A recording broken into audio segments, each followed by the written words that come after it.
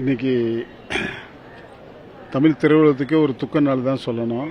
எதிர்பாராத விதமாக திடீர் மாரடைப்பு வந்து என்னுடைய சகோதரர், இயக்குனர், நடிகர், தயாரிப்பாளர் என்ற வரிசையில் அவர் இருந்திருக்கிறார். அவருடைய மறைவுக்கு என்னுடைய ஆழ்ந்த இரங்கலையும் அவருடைய குடும்பத்துக்கு வருத்தத்தையும் தெரிவித்துக் கொள்கிறேன். இதை ஈடுகட்ட யாராலையும் முடியாது. அப்படிப்பட்ட மாமனிதர் அவருடைய படத்தை டப் செய்து கண்ணால் அடிதுங்க ஆசையாங்கிற படத்தில் நான் நடித்து பேரும் போலும் கிடைக்குன்னா அது காரணமே இவர் தான்.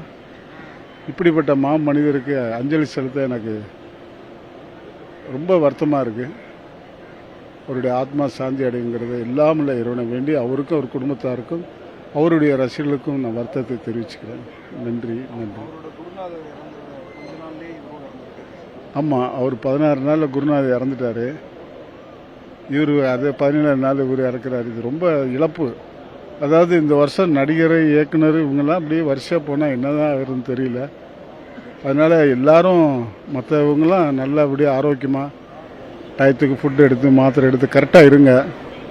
கண்டிப்பாக நம்மெல்லாம் ஹெல்த்தாக 100 வயசு வரை வாழ்கிறதுக்கு கடவுள் நம்மளை ஆசீர்வதிப்பாருங்க. சார் வணக்கம், என் பேர் பிரியா. நான் மேக்கப் ஆர்டிஸ்டாக இருக்கேன். ஸோ அப்பாவும் பக்கீலா சாரும் ரொம்ப க்ளோஸ் ஃப்ரெண்டு. ஸோ நான் இழப்பை தாங்க முடியல. ஸோ அப்பாவில் வர முடியல. அதனால தான் நான் வந்திருந்தேன். ரொம்ப கஷ்டமாக இருக்குது. அவர் ஆத்மா சாந்தி அடையணும்னு கடவுளை வேண்டிக்கிறேன். இல்லை இல்லை இல்லை, அப்பா தான் அவருக்கு படம். அப்பா அவர் ஃபைட் படம்லாம் இந்த படம் இருக்குல்ல, நக்மா கூட அதெல்லாம் பண்ணியிருக்காங்க. தேங்க்யூ.